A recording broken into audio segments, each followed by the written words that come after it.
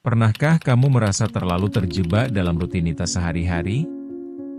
Misalnya, saat kamu sebagai mahasiswa, bangun di pagi buta, berlarian ke kelas sambil mengerjakan tugas yang belum selesai.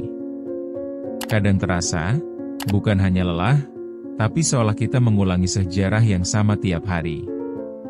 Dan dalam situasi itu, kamu mungkin bertanya-tanya apakah ada sesuatu yang lebih dari sekadar kesibukan ini, sesuatu yang benar-benar menginspirasi. Bagaimana kalau kamu tahu, ratusan tahun yang lalu, seorang jenius bernama Leonardo da Vinci sudah menantang batasan-batasan yang ada? Ya, kita mungkin baru memulai perjalanan inovasi, tapi da Vinci bikin kita melongo dengan imajinasi nyelenehnya. Sebelum kita menyelami detail tentang helikopter yang katanya sudah digambarkannya, yuk kita mulai membahas tentang sosok yang satu ini dan bagaimana pemikirannya bisa jadi inspirasi masa kini. Chapter 1. Siapa sebenarnya Leonardo da Vinci? Leonardo da Vinci, nama yang sudah melekat dalam sejarah dunia seni dan sains, bukan hanya sekadar pelukis. Bayangkan, dia itu gabungan antara seniman, ilmuwan, dan insinyur. Gampangnya, dia adalah yang pertama dalam mengkolaborasikan seni dengan sains. Dia melukis Mona Lisa yang misterius, tapi di balik kanvas itu, dia juga merancang berbagai alat yang belum pernah ada saat itu. Mungkin kita semua perlu belajar dari Da Vinci untuk menjadi lebih multitalenta. Masalahnya, di era sekarang, kita malah terkadang terlalu mengkotak-kotakan diri kita sendiri. Ayo, siapa yang pernah merasa belum cukup mampu dalam satu bidang hanya karena merasa tidak kompeten di bidang lainnya? Hal ini sangat konyol ya. Da Vinci menunjukkan kepada kita bahwa kita bisa menjadi lebih dari satu hal sekaligus. Chapter 2, Mimpi dan Imajinasi. Apa yang Da Vinci lihat? Da Vinci punya kemampuan langka melihat lebih jauh dari yang tampak. Dia ibarat orang yang menyetel radar untuk mengintip kemungkinan yang tak terbayangkan. Pernahkah kamu membayangkan menerbangkan sesuatu di angkasa? Di zamannya, itu adalah hal yang mustahil. Namun, dia menggambarkan rancangan terbang yang terinspirasi oleh burung. Gila, kan? Fantasi ini bukan hanya sekadar menggambar, tapi mencerminkan kerinduan manusia untuk bebas. Dia mungkin merasa terjebak di dunia yang begitu kaku, sehingga menciptakan sesuatu yang bisa membebaskan dirinya. Ada satu kutipan yang menarik, dalam setiap gambar ada sebuah jiwa yang terbang. Bukankah itu mendeskripsikan kita semua? Terperangkap dalam kehidupan sehari-hari namun dengan hasrat yang ingin melambung tinggi. Da Vinci menunjukkan bahwa kita perlu mendorong batasan kita sendiri, tidak hanya menerima apa yang telah ada. Chapter 3, Rancangan Helikopter Pertama.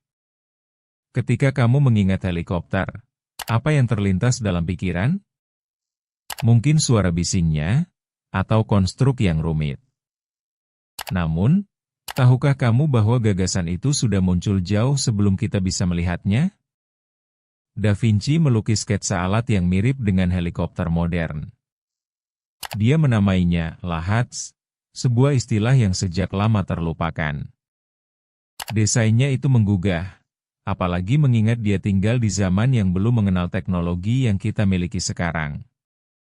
Pikirkan, dengan semua batasan yang ada, dia tetap berani bermimpi. Bukan hanya sekadar menggambar, tapi berinovasi.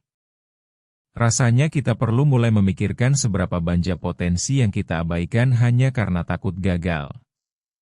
Inovasi tidak datang dari mereka yang mengikuti arus, tapi dari yang memutuskan untuk keluar dari zona nyaman. Chapter 4, Cerita di balik sketsa.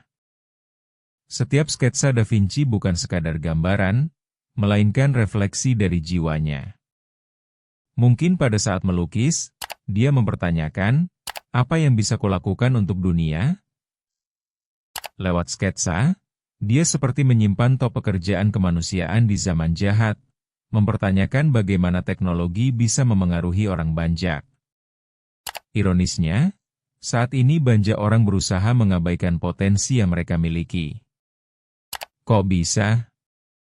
Sementara Da Vinci berjuang untuk menciptakan, kita berjuang untuk bersembunyi dari dunia.